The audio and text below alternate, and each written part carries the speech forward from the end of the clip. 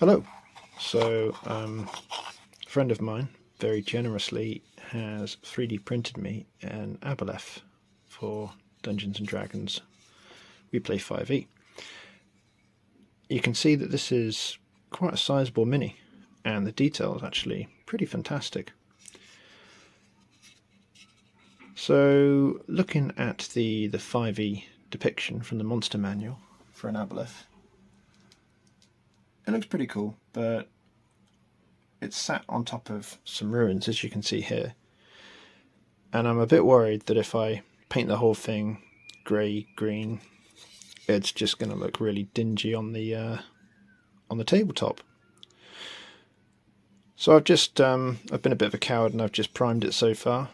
Just a standard blue colour, knowing that he's going to be like a grey-green eventually. But I thought it'd be fun to use some neon paints. But then, how do I use those neon paints? So what I've done as well is I've gone on to ChatGPT and I've given it a basic prompt. I've got this 3D Aboleth. Here's the height of it. Here's my rough idea. How am I going to do this? So ChatGPT continues to really surprise me, and it's given me this wonderful breakdown of the color scheme. But it's also given me the techniques and the order of application that I need. So what I'm planning to do for this video is run through this instruction that it's given me and see how it comes out. So materials wise, paints, I use a variety of different paints. Various brands, like Coat d'Arms was, when I first started getting back into minis, I wanted to use the paints of my youth, so that's why I've got a load of them.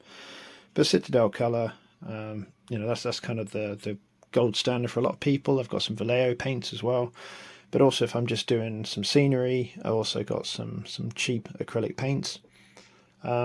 Problem with cheap acrylic paints I've found is they tend to dry a bit sticky. They eventually stop being sticky, but they just seem to be really kind of slow drying, and each brand of paint has a slightly different consistency, and you just get used to it. So whatever works for you, really. It's asking for a couple of different types of varnish. I only have some matte varnish, so I'm thinking where it's asking for shiny varnish, I'll just use a bit of PVA or something like that.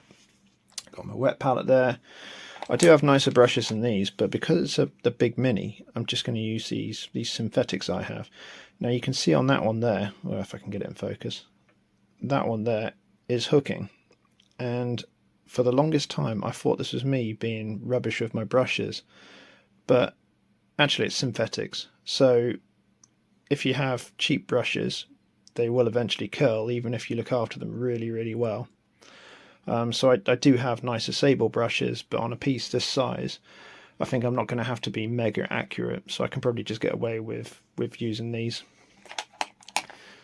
And again, I got some cheap acrylic paints here, neon ones. Now I've had these for ages, thinking that'd be quite cool to use on minis. It was left over from a family member's crafting project, and they said, "Oh, do you want these?" So I thought I'd try them.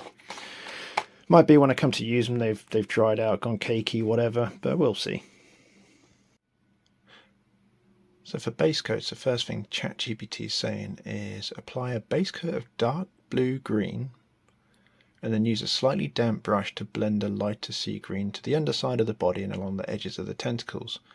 So I suppose what it's getting at here is on a lot of fish and eels, the underside is lighter and the top is darker, presumably because if you're a predator underneath this and you're looking up, the lightness is going to blend in with the light coming down, and when you're looking down, obviously the darkness helps you blend in with the dark below.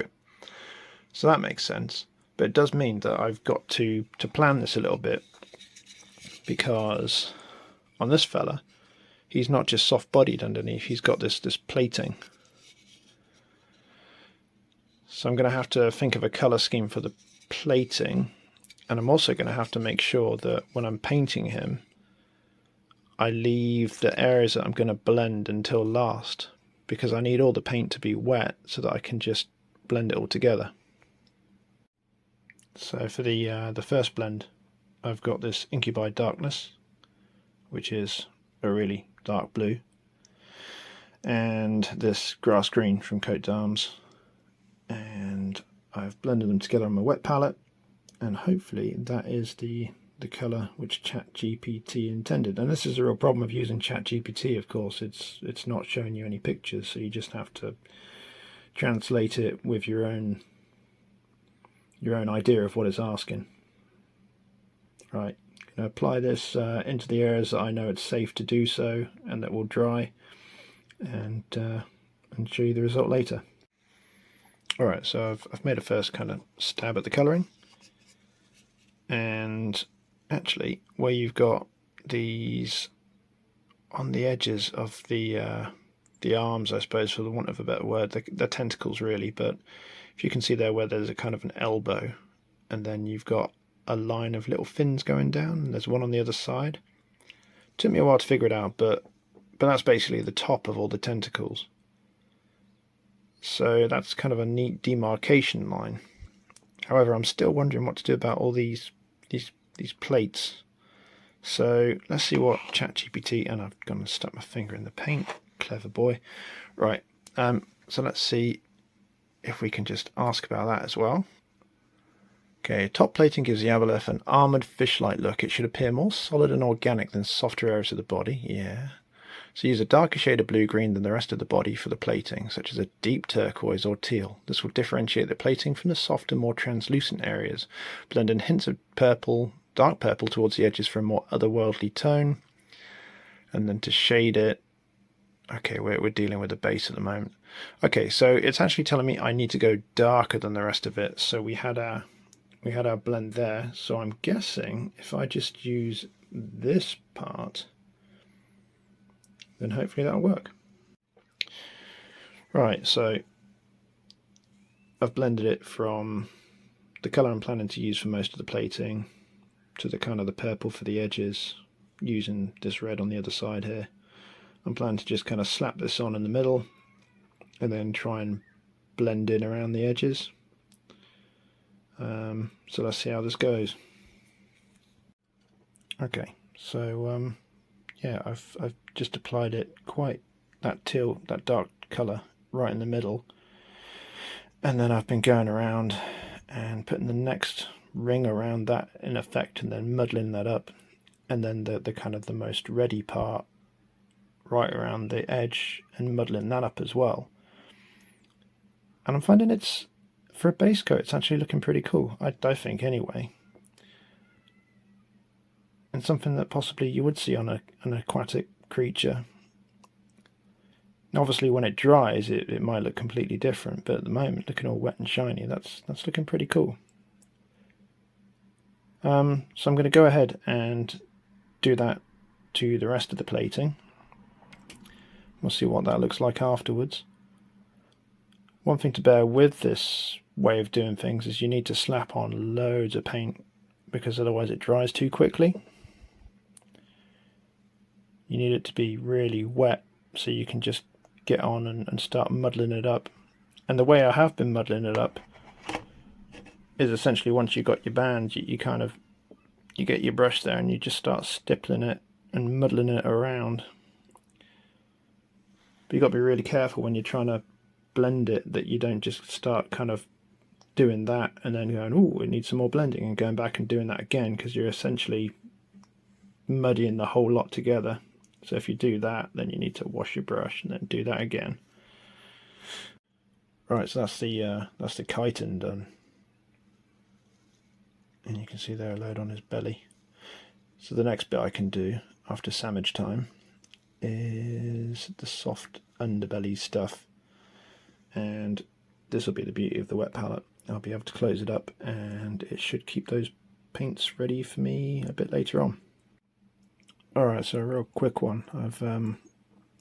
I've applied the same sort of effect to the fins, and I'm also doing a little bit of stippling where he's got little bumpy scales. I'm putting a bit of purple in there as well, and it seems to work quite nicely for the tail. So of course it's going to be right around the other side. So you can see there, it's kind of blending through. And again, like when you're putting base colors on, it doesn't always look fantastic, but later on when you start highlighting and you're using the inks, so if it starts to look good when you are just doing the base layer, then you know you're probably onto a winner. And I'm feeling quite good about this one. You know, and it's all relative, of course. A lot of you with incredible painting skills will probably be looking at this and thinking, "Oh, why'd you do that? Why'd you do that?" In fact, you know, that's a perfect thing. You could maybe leave me in the comments. But yeah, it's looking decent so far. We're at a point now where most of the flesh and the carapace and the underside have been done. And a quick note, you know, I really should have started with the underside first. That would have made things a lot easier, but I was overcomplicating it with the blending in between. As you'll note as well, I've done the little thin edging on the tentacles with that purple as well. Now the gills are pretty massive on this guy, so I wasn't quite sure how to do those either. Ooh, I've seen a bit that I've missed there as well. So again, I fed this into ChatGPT and it said, start with a base of bright neon pink, neon red, or deep magenta, depending on how vivid you want the gills to appear. And then we're going to shade it down. So I think just for fun, because I'm really dying to try out that magenta, the neon pink, I'm going to go with a really bright, shocking pink in there, and then try and shade it down like it says. So let's see how that goes. So the good news is it's still plenty fresh-ish. Bad news is it doesn't spread like the other acrylic paints that I have, even the cheap acrylics. This one's more of a kind of a gelatinous paint, and I've really mixed it, but it's still squidgy. I think what I'm going to have to do is several coats of this. It probably would have helped as well if I'd have based it yellow underneath. I've heard that yellow with pink on top is excellent.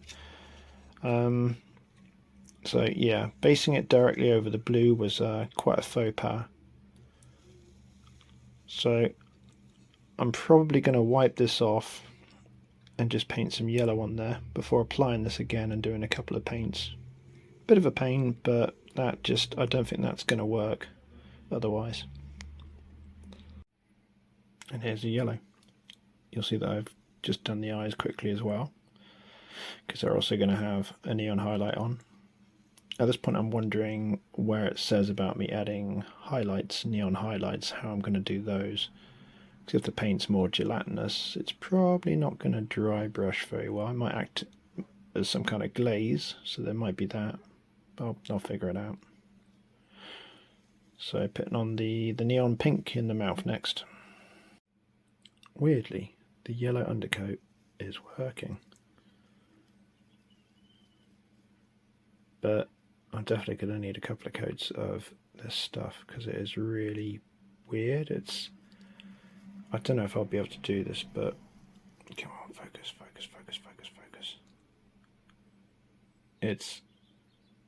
It's so gelatinous, it just kind of lumps, and then you try and put it on smoothly and it just kind of clumps together. So yeah, I don't know, maybe once I've got one coat on and it's dried, maybe the other stuff will adhere to it properly. But to give you an idea, you know, this is, it's just, you know, it's not like regular paint, well, not like regular acrylic paint.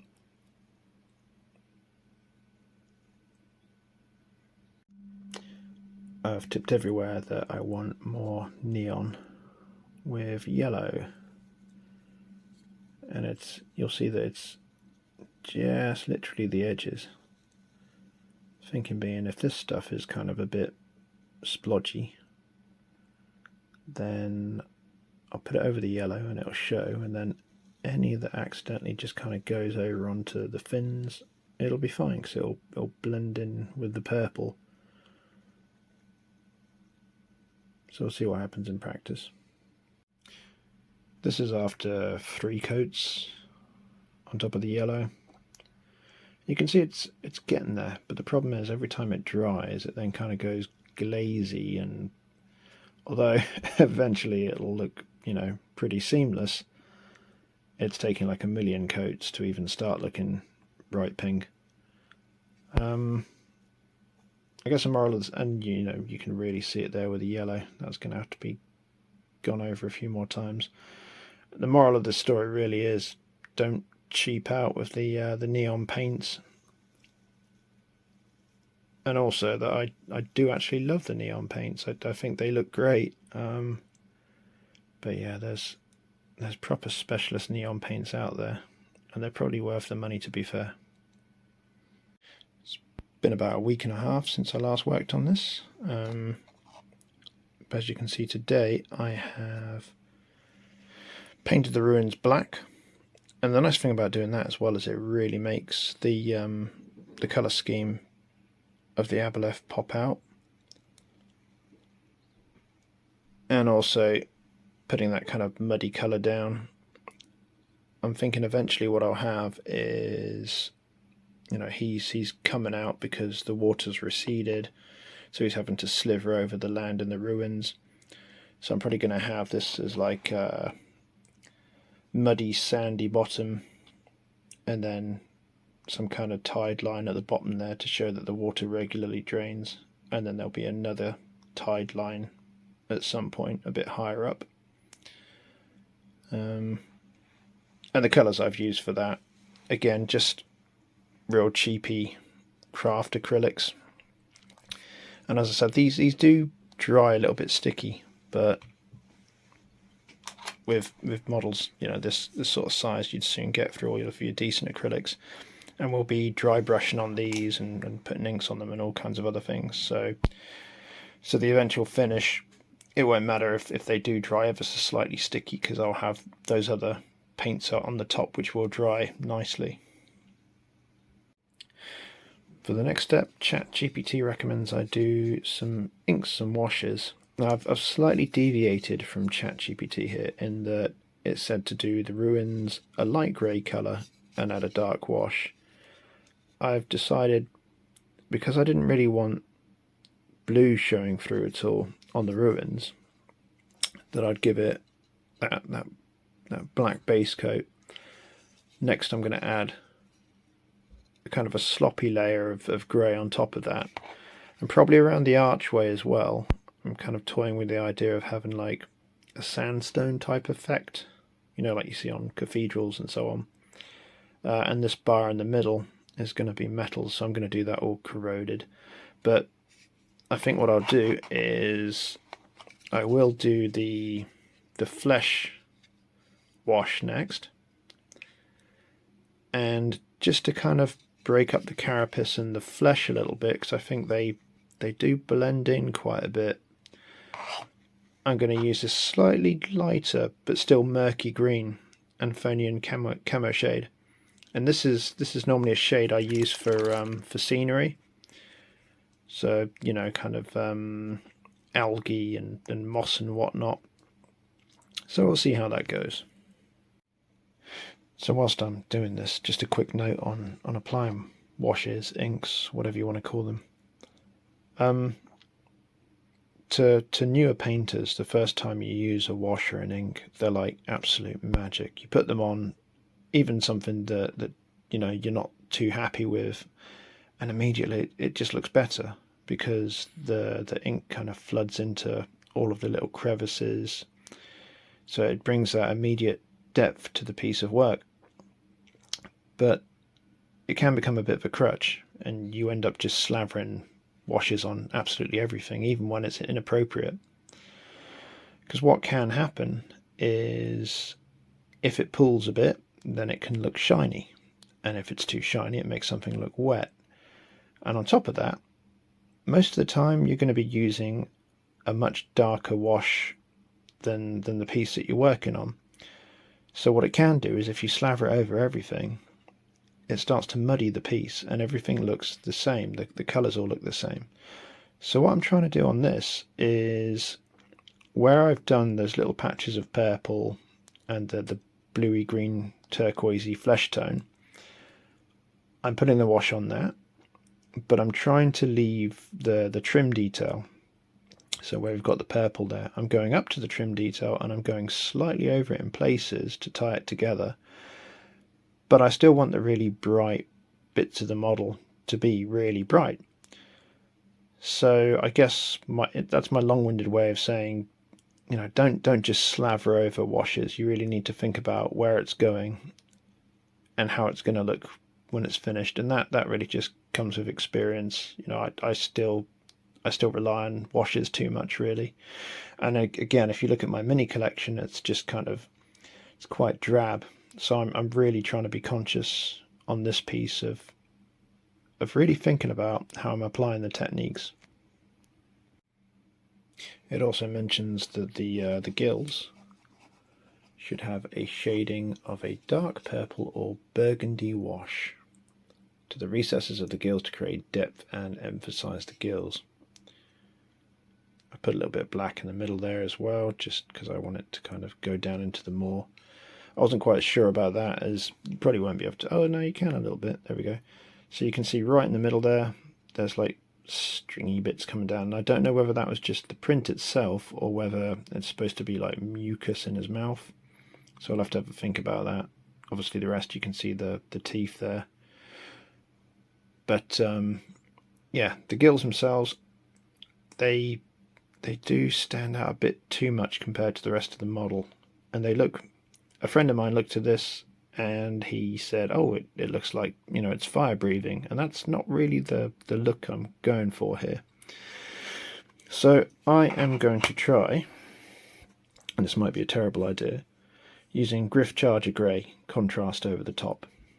So we'll see what happens there. I'm hoping it'll just tone it down whilst at the same time leaving the highlights at the top there. And if needs be, I can come back and put a little bit more pink on top. I did think about having it glowing from within, but actually, you know, if you look at the gills, we've got the glow coming right at the end. Just that little touch of, I don't know, bioluminescence perhaps. It's toned it down now. It's not quite set out of place. So it did work fairly well. I think I might do another little bit of pooling in each one of those gills. Just on the upper side there. And then I might have to come back with just a bit of pink on top of those gills as well. Then that mouth. I might leave the mouth. Well, obviously I'm going to do the teeth. Oh, and I almost forgot. So I did another video, an earlier video, and that was on kind of like a mystery box that I'd ordered. And one of the things I sent in this mystery box was actually some proper neon paints, just randomly. So at the moment I'm using these, and I got some of these. So I think what I'll do is I'll try this hot pink one, just again on as a highlight on these gills, and we'll see.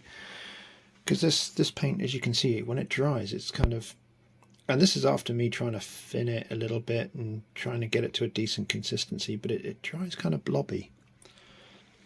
Now, one thing that ChatGPT recommends with this as well is adding some kind of mucus, and it just kind of suggests that you might have some kind of translucent green that you can use for that.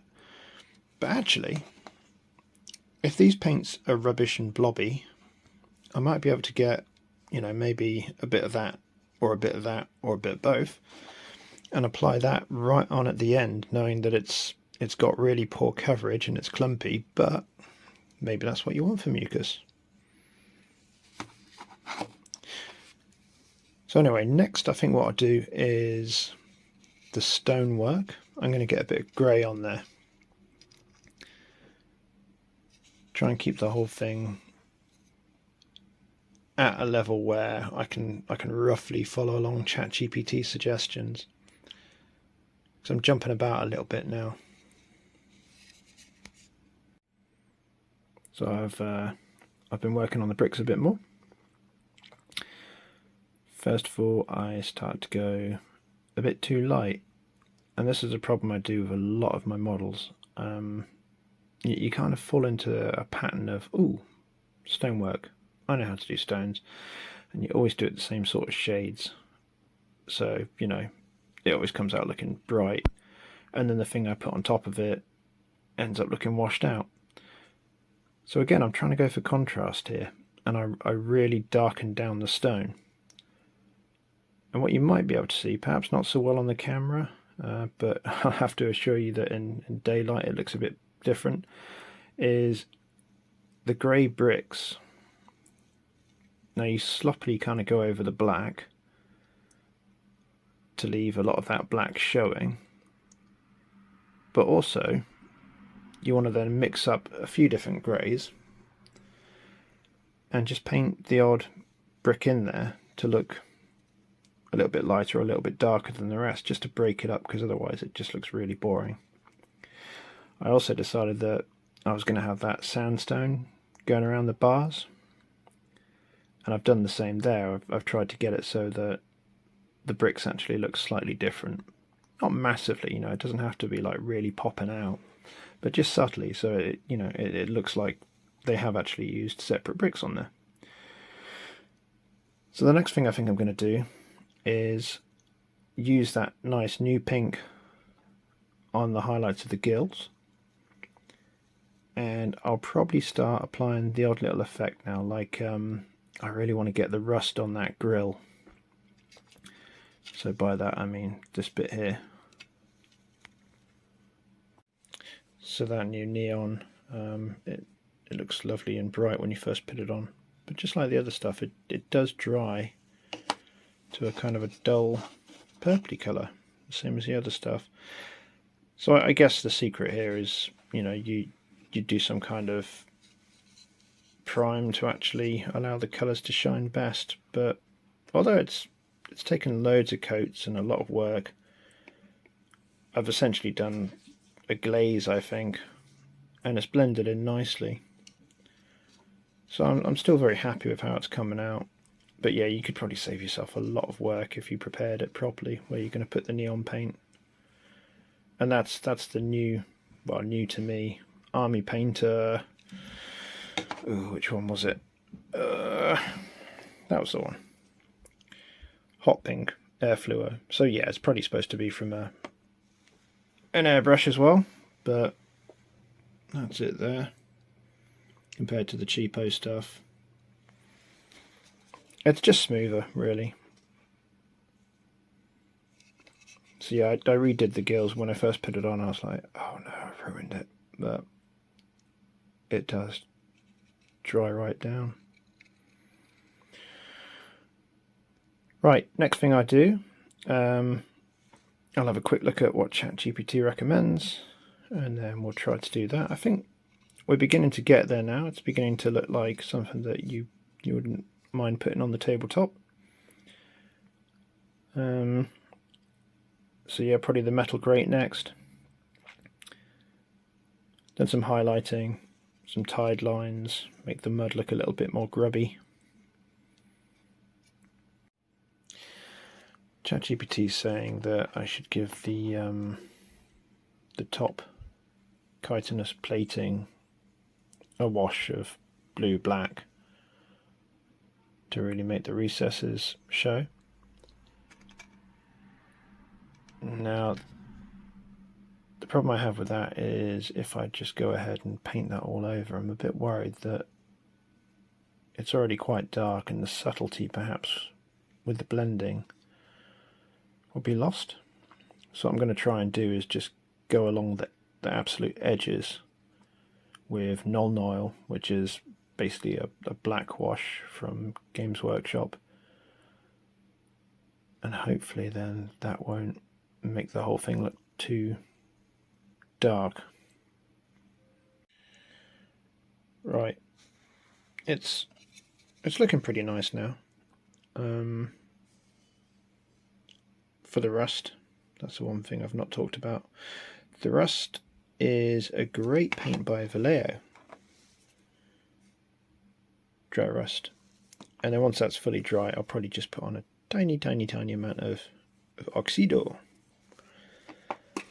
The next bit's a bit scary. ChatGPT says to dry brush light turquoise or white onto the body to bring out texture. So this is still a little bit wet. You know, I can probably use that and mix that in with a lighter colour, and I think I'm going to try and use a tiny amount of this Calgar blue and then really incredibly lightly dry brush on just the raised bits, I think, the scaly bits. Hopefully that'll work, because this is the bit where I could really cock it up. So we'll see what happens. Well, the dry brushing highlights on the carapace was a success, I'd say. On the flesh, it was a little bit less so, so I had to come back and just tone it down again with the green. I think I needed a much more subtle transition of colour, because it just looked really messy and horrible. But yeah, I'm quite happy with that carapace.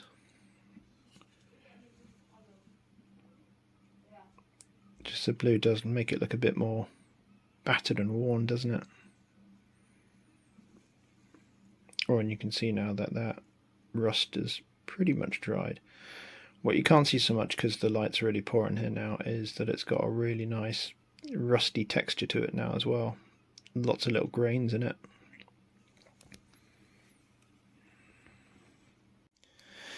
I've tried to make my own fishy mucus mix. It looks suitably disgusting. It's a mixture of PVA, some of the neon glow paint, a little bit of the Anthonian camo shade. And the idea is I'll paint this. It's quite translucent, so I'll paint it thin, and it'll just give like a little bit of a shiny green, icky mess on the skin of the thing. So let's see how this goes. And another mixed result. So, on one hand, yeah, it looks kind of shiny and maybe a little bit mucusy, and you know, I'm quite happy with it spilling over the brickwork. But on the other hand, it was far more opaque than I wanted. I wanted it to be, you know, quite see-through, and I think unfortunately I made it a bit too pigmented, because I've lost all of that detail on the edges, so I'm probably going to need to go back and paint that in. But I don't want to paint it in too dark a purple like the carapace, because otherwise that won't look right. It'll have to be like a muted half green half purple. So yeah, that was unfortunate. So what I'll do next, because that trim is going to be a bit boring to go straight back to, I think I'm going to paint his teeth next. Right, mostly got him back to how I want him. The edges, there's in the little fins. They probably could do with a little bit more purple to them, if I'm being picky. But it's looking alright. So I think the next thing I'm going to do is those teeth. They're going to need some shading, and then the tips highlighting a little bit more. And the base itself, I do want that kind of slime coming off of the Aboleth. But I also want to do mud on the base, and I'll probably use a textured mud or something like that. And I'm going to want to do that tide line I talked about, and probably some kind of dark brown, light brown stippling to mimic mud and barnacles and whatnot. That's a simple wash with Agrax Earthshade, and it looks a lot better already. A lot more natural. Okay, so I got a little bit carried away. I started to have a bit of fun. But essentially what I've done here is you've got the Stirling mud on the base, and then you have a kind of a first tide line where I've mixed in some of the Stirling mud with basically that lighter colour there, like an ivory colour to get it slightly lighter. Added some water and painted up a tide line. I then got a darker green and some black and just kind of stippled that on the top of that line. And then on top of that, going upwards, I mixed a dark yellow and I've done that up to the top. And the idea of this is, if you have a look at like a harbour, you get that sort of effect. And I've been a bit lazy, I've kind of missed out that middle black line there. But you get the general effect. But what I'm probably going to do is just tone it down at the top there with a little bit of black ink, just because it's beginning to all go green. And I've done the thing that I keep trying to avoid, that I do on all my miniatures, which is you end up with too much of the same colour and it all just blurs into one. One last extra effect I did was just on the mud. I could have gone down the highlighting route, but I figured what I'd do is just get some Anthonian camo shade and put that around the bottom where the structure meets the mud, because that's also where you'd kind of get seaweed and stuff growing, algae in the water. But also just for a bit of interest as well, the occasional bit of Nuln oil as well for puddles, and that way you get black puddles, you get green puddles, and when you go to the beach. So that's probably as good as I'm going to get it, I think. I mean, I could carry on and try and highlight those scales a little bit more, but it's like every model that you paint, when do you stop? So I think what I'll do is I'll probably just rim that base black and then we'll call it done. So there we have it. The Aboleth is complete. I'm pretty happy with it. I've not really done a mini of this sort of size before, and I haven't used ChatGPT for a colour scheme before. The colour scheme was impressive. You know, the fact that ChatGPT can go off and basically look up all the information on an Aboleth and give you ideas, taking into account whatever you want. But also, it was quite surprising to be able to ask it for the techniques on how to make it look good as well. Obviously, I brought my own experience to this as well. I'm, you know, by no means a professional painter. There are people out there that are far better than me at painting, far better. But hopefully, this has helped someone. I'm quite pleased with the base as well. I think that does look as though it's been sat in water. I think what didn't work very well was the kind of the mucus that I tried to do. I'm not sure what went wrong there. It's the first time I'd ever tried to do it, probably the last as well. I don't know, actually. I'd probably try again, maybe with more PVA and just a little bit of colour, a bit more water as well. But yeah, happy with that. Well, thanks very much for watching, and yeah, feel free to like and subscribe. Cheers.